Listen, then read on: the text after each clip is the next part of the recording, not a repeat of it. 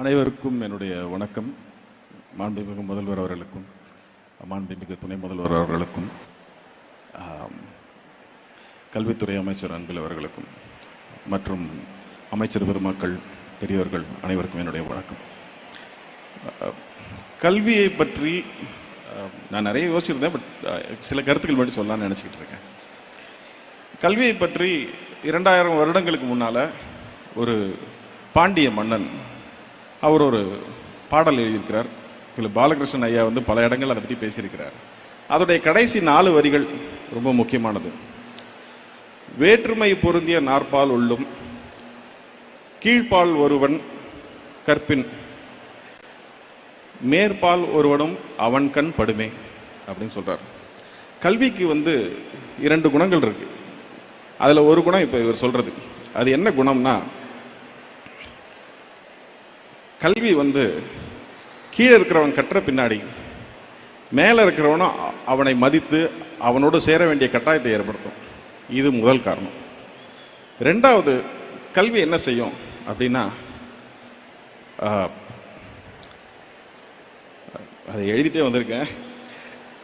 விவேக சிந்தாமணி அப்படிங்கிற ஒரு புத்தகத்தில் ஒரு பாடல் இருக்கு. வெள்ளத்தால் போகாது, வெந்தனலால் வேகாது, மண்ணலாலும் கொள்ளலாகாது, மன்னராலும் எடுத்துக்க முடியாது, கொடுத்தாலும் நிறைவொழிய குறையாது. அது என்னன்னா, நம்ம எதுக்கு படிக்கிறோம்? படித்து நல்ல வேலைக்கு போய் சம்பாதிச்சு குடும்பத்தை காப்பாற்றி அப்பா அம்மாவை காப்பாற்றி குழந்தைங்களை காப்பாற்றுறதுக்காக போகிறோம். அதை நான் ஒரு வேளை என்னால் முடிஞ்சு நான் ஒரு 1 கோடி ரூபாய் யாருக்கோ கொடுத்தேன்னா அவங்களால சந்தோஷமாக வாழ்ந்துட முடியும். ஆனால் என்கிட்ட அந்த 1 கோடி ரூபாய் இருக்காது, ஏன்னா நான் அதை கொடுத்துட்டேன். ஆனால் கல்வி இருக்கு இல்லையா, அதை வைத்து நாம் கற்று நாம் பணம் ஈட்டும் பொழுது அந்த கல்வி என்னையும் அறிவாளியாகவே வைத்திருக்கும், அதை வாங்குபவரையும் அறிவாளியாக வைத்திருக்கும். என்னிடம் இருக்கும் கல்வி அவருக்கும் போய் சேரும், அவரை எனக்கு சமமாக மாற்றும் அல்லது என்னை அவருக்கு சமமாக ஏற்றும். இதனால தான் கல்வியை கற்கக்கூடாதுன்னு பழங்காலத்திலிருந்து இன்னைக்கு வரைக்கும் தடுத்துக்கிட்டே இருக்காங்க. இது ரொம்ப ரொம்ப முக்கியமான பாயிண்ட். கற்றுக்கிட்டு வந்திருந்த நாம ஏன் நடுவில் கல்வி இழந்தோன்றதை யோசிக்கணும். 2 விதமான கருத்தியல்கள் இருக்கு கல்வியை சார்ந்து. ஒன்று திராவிட கருத்தியல், எல்லாரும் படிக்கணும், எல்லாரும் அறிவாளியாக இருக்கணுங்கிறது. இதை இப்போ நான் சொன்னேன் இல்லைங்களா, இந்த பாண்டிய நெடுஞ்செழியன் காலத்திலிருந்து போன செஞ்சுரியில் இருந்த பாரதியார் வரைக்கும் அவர் கூட சொல்லியிருக்காரு, அன்ன சத்திரம் 1000 நாட்டலும் ஆலயம் 10000 கட்டலும் அப்படின்னு சொல்லி அதோடைய எண்டில் என்ன சொல்லியிருக்காருன்னா, இன்னும் பல புண்ணியங்களை தாண்டி கோடி மடங்கு பெரிய புண்ணியம் அங்கே ஒரு ஏழைக்கு கல்வி அறிவித்தல்னு சொல்லியிருக்கிறார். அப்படிப்பட்ட ஒரு புண்ணியமான செயல் கல்வி அறிவிக்கிறது. இப்போ ஆரிய கருத்தியல்ல என்ன நடந்திருக்குன்னா, கற்கணும்னு ஆசைப்பட்ட ஒரு பையன் போய் ஒரு ஆசிரியர்கிட்ட கற்கணும்னு கேட்டபொழுது, நீங்க எந்த ஆளுன்னு கேட்டு உனக்கு சொல்லித்தர மாட்டேன்னு அனுப்பிச்சிட்டார். ஆனால் அவனே போய் வில்வித்தை கற்றுக்கிட்டு அவர்கிட்ட போய் நின்ன போது அவருடைய கட்டை விரலை அவர் வாங்கிக்கிட்டார். அவர்கிட்ட போய் கர்ணன் பின்னாடி கற்றுக்கணும்னு நினைச்ச பொழுது கர்ணனையும் நீ என்ன ஆளுன்னு கேட்டு அனுப்பிச்சிட்டார். அவர் கிருபாச்சாரியார்கிட்ட போய் கேட்ட பொழுது அவர் கேட்கும்பொழுது இல்லை நான் மேட்டுக்குடின்னு சொல்லி அவர்கிட்ட தொழில் கற்றுக்கிட்டார். ஆனால் அவரும் அப்படிப்பட்டவர் இல்லைன்னு தெரியும் பொழுது அவர்கிட்ட நீ கற்ற கல்வியெல்லாம் உன்னை விட்டு ஒரு நாள் போய்விடும் சொல்லி சாபம் கொடுத்து அதையும் பிடிங்கிறார். இப்படி துரோணாச்சாரியார் கிருபாச்சாரியார் ஆரம்பித்து ராஜகோபாலாச்சாரியார் வரைக்கும் நாம் படிப்பதை தடுத்து கொண்டே இருக்கிறார்கள். ஆனால்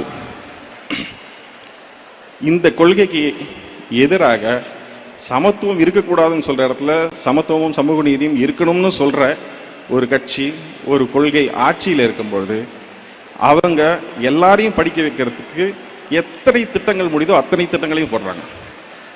காலை உணவு கொடுக்குறாங்க, நான் முதல்வன் இருக்கு, தமிழ் புதல்வன் இருக்கு, இந்த இப்படி அவங்க ஒரு வரிசையா திட்டங்கள் போட்டு எப்படியாவது படிச்சிருக்கன்றாங்க. நீங்க கட்டணம் இல்லாமல் பேருந்து கொடுக்குறாங்க, வேற யாரும் ஆட்சி பண்ணாலும் அவங்க மடிக்கணினி கொடுக்குறாங்க, சைக்கிள் கொடுக்குறாங்க, எப்படியாவது படிச்சு மேலே போயிருங்கிறாங்க. இதை தடுப்பதற்கு அவங்க முன்ன கட்டைவரில் கேட்ட மாதிரி கர்ணனுக்கு அம்னீஷியா கொடுத்த மாதிரி இப்போ புதிய கல்விக் கொள்கையை கொண்டாந்து உங்களோட படுக்கிறத தடுக்க பார்க்குறாங்க. இதை இப்படி அவங்க தடுத்து இதை ஏற்க மாட்டோம்னு சொன்னவங்களுக்கு நமக்கு நியாயமாக வர வேண்டிய 2150 கோடி பணத்தை தரமாட்டேன்னு சொல்கிறாங்க. இப்போது நமக்கு உடன்பாடு இல்லாத அல்லது கொள்கையாக அரசியலாக முரண்பாடு கொண்ட ஒரு கட்சி ஒன்றியத்தை ஆளும்போது எந்த உதவியும் இல்லாமல் கைகளை கட்டி கால்களை கட்டி தண்ணீரில் போட்டதுக்கு அப்புறமா நீந்தலாம் என்று பார்க்காமல் தான் நீந்தி தமிழக மக்களையும் கரை சேர்க்கக்கூடிய ஒரு உழைப்பை செலுத்தியிருக்கக்கூடிய இந்த முதல்வருக்கு என்னுடைய மனமார்ந்த நன்றிகளை தெரிவித்துக் கொள்கிறேன். நன்றி. செய்திகளை உடனுக்குடன் தெரிந்து கொள்ள கீழ்கண்ட கேபிள் மற்றும் டிடிஹெச் நெட்வொர்க்குகளில் எம்நாடு செய்தி தொலைக்காட்சியை காணுங்கள். பாதகம் செய்பவரை கண்டால் நாம் பயம் கொள்ளலாகாது பாப்பா. மோதி மிதித்து விடு பாப்பா, அவர் முகத்தில் உமிழ்ந்து விடு பாப்பா. அண்மை செய்திகளை உடனுக்குடன் தெரிந்து கொள்ள இணைந்திருங்கள் எம்நாடு தொலைக்காட்சியுடன்.